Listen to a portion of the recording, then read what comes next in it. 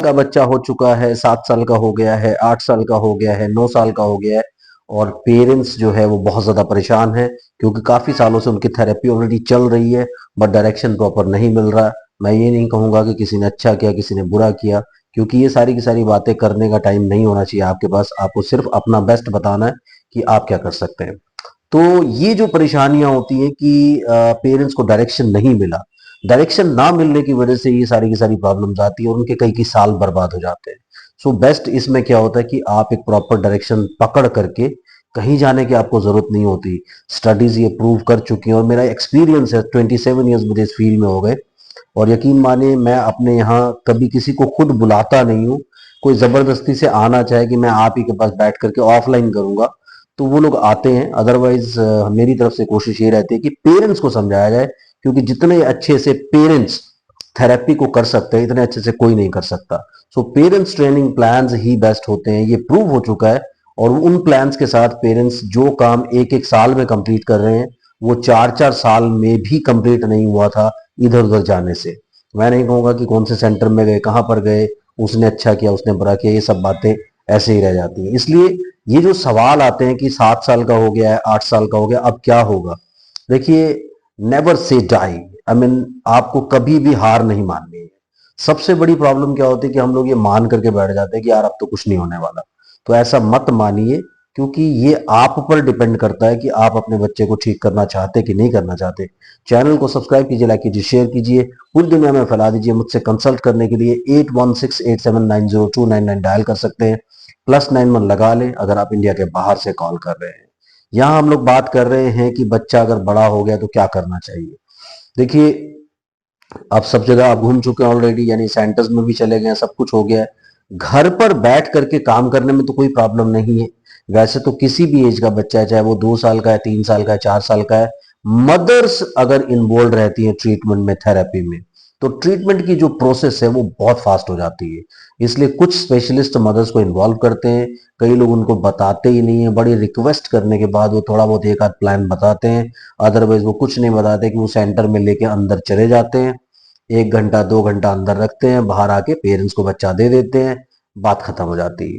Parents को explain नहीं करते। लेकिन ये एक प्रूवन फैक्ट है कि जब तक पेरेंट्स इस ट्रीटमेंट में इन्वॉल्व नहीं होते तब तक बच्चा ठीक नहीं हो सकता। इसलिए कोशिश करके, क्योंकि मुझे लगता है कि सेंटर्स को या दूसरी जगहों पर जितने भी लोग इस फील्ड में काम कर रहे हैं उनको ये भी तो सोचना चाहिए ना कि अगर आपकी गाइडेंस से बच्चा ठीक होगा तो शोहरत, यानी पब्लिसिटी या पॉपुलैरिटी तो आपको भी मिलेगी।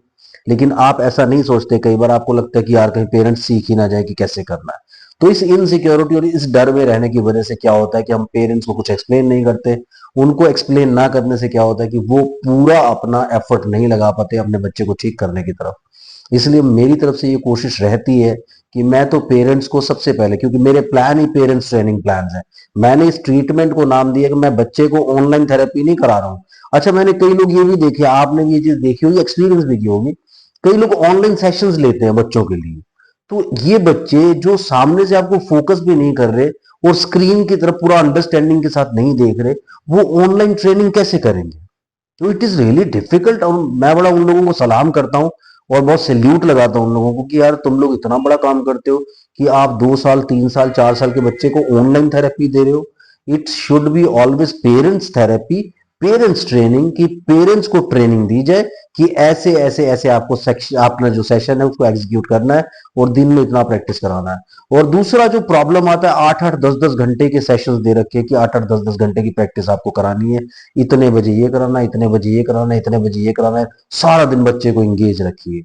और धीरे धीरे क्या होता है कि आगे जाके थेरेपी फेलियर में क्यों जाती है, क्योंकि बच्चे सेंसरी ओवरलोड हो जाते हैं। यानी वो थोड़े टाइम के बाद कतराने लगते हैं, पेरेंट्स से अवॉइड करने लगते हैं कि यार ये बुला रहे हैं ना, बुला करके अभी मुझसे कोई ना कोई सेशन करवाएंगे। सो दे गेट बोर्ड। इसलिए आपको ये कोशिश करनी चाहिए कि इस नंबर एक तो कोई भी सेशन 15 मिनट 20 मिनट से ऊपर नहीं होना चाहिए। और दिन में अगर आप 4 5 6 सेशंस दे रहे हैं, 1.5 घंटा 2 घंटा प्रैक्टिस करा रहे हैं, that is more than sufficient. बाकी डे टू डे एक्टिविटीज जो होती है उन सब एक्टिविटीज को सेशन के तौर पर या ट्रीटमेंट के तौर पर अपनाया जा सकता है। तो मैं इन लोगों को भी बड़ा महान समझता हूं जो लोग बच्चों को ऑनलाइन ट्रेनिंग सेशंस दे रहे हैं, क्योंकि ये बच्चे फोकस ही नहीं कर रहे, अटेंशन ही नहीं दे रहे, कुछ हो ही नहीं रहा। तो इसी वजह से क्या होता है कि पेरेंट्स 1 महीना 2 महीना 3 महीना 6 महीना उनको ट्राई करते हैं कि यार ये ऑनलाइन सेशन दे रहे हो, पेरेंट्स को एक्सप्लेन करते चले जाते हैं। सो वहां पर क्या होता है कि टोटली फेलियर में चीजें चली जाती हैं। बेस्ट क्या होता है कि पेरेंट्स को ट्रेन किया जाए, पेरेंट्स को इंसाइट दिया जाए, सबसे बड़ी बात लॉजिकली पेरेंट्स को समझाया जाए कि ये हम कर रहे हैं तो क्यों कर रहे हैं, इसका क्या फायदा होने वाला है और किस तरीके से ये आपके बच्चे को आगे बढ़ाने वाला है।